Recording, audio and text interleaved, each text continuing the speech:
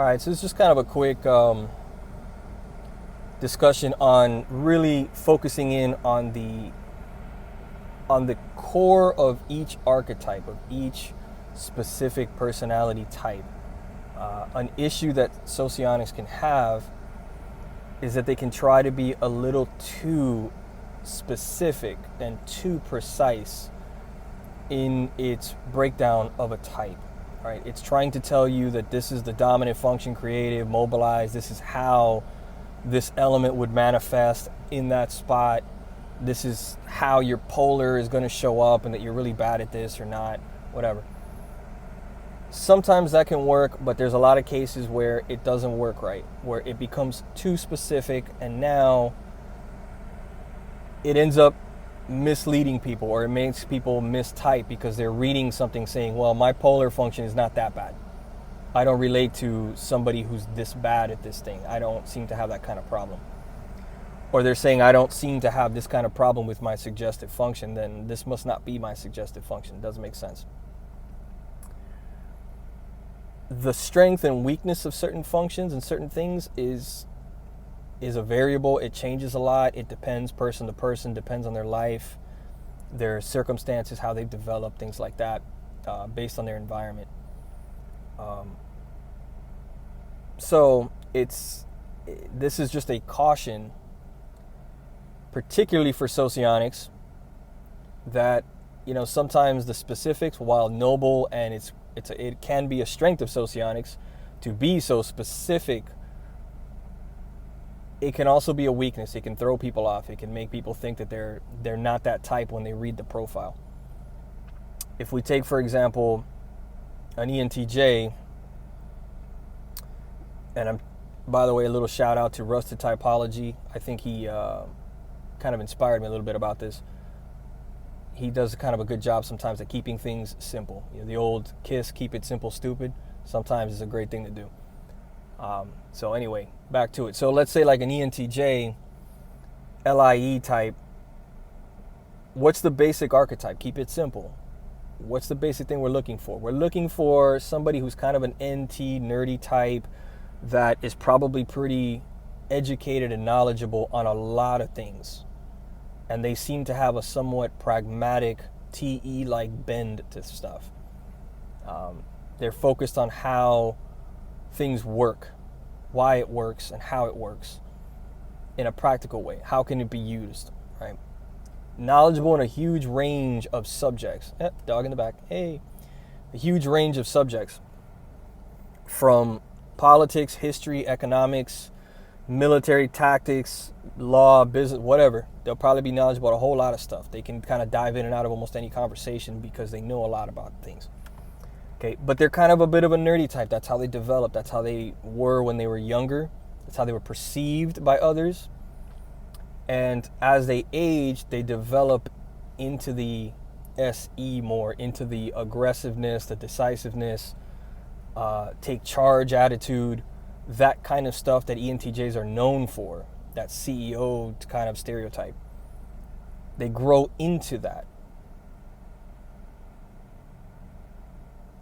And they do, of course, care about personal relationships with FI. They do take things a little bit more personally and evaluate people's character. They can do those things too. Okay, that's a very simple outline, but it kind of touches upon the basic archetype that we're dealing with. Sometimes it's a lot better to discuss things in that way, keep it simple, basic, because people might be able to relate to that better and not get lost in this looking at a profile and nitpicking at every little detail that doesn't fit. Like, oh, your SI is crap. You can't feel that your hand is broken because you just whacked yourself. Or that your SI is bad. You don't understand why you're sick. You're working yourself to death and you don't understand that. There might be many ENTJs that they don't relate to that thing. I don't relate to that. Gamma quadra types are always interested in money and business, especially the NTJs. I don't relate to that at all. I've never been interested in money. It's a tool that you need, and you need to go make money because you got to pay bills. Outside of that, I don't care. I've never been interested in business. I don't do any of those things. I almost dislike business. So because of these kind of little details, people can sometimes look at this and go, I don't think this is my type. This is not my profile, whatever. I must be something else, you know. And then you start coming up with crazy ideas that you could be everything, Santa Claus, you know, all kinds of stuff. But if you just keep it simple and you keep it to the archetype, the general profile, like very, very simple, nerdy type, knowledgeable, lots of stuff. They start out kind of nerdy, but they eventually develop, become tougher, more assertive kinds of people. You know, it's like, okay, these things can kind of work. And then just learn more about the types by having dialogue, interacting with other people, interacting with people online, interacting with people around you. And then you can suss out the little nuances and differences of how each ENTJ manifests, or how each INFJ or whatever manifests, right? The little specifics, right?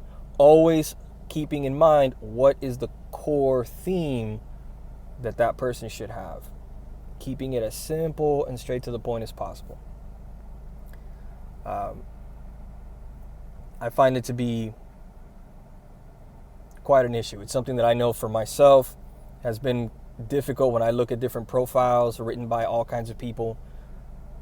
There's all kinds of little details that I can nitpick and go like, that's not accurate at all. That's not right for me at all. Maybe I'm not this type. Maybe I'm this, maybe I'm not, right?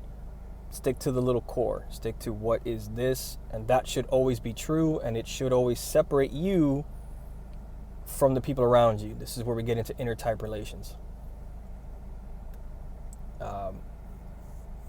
Your core archetype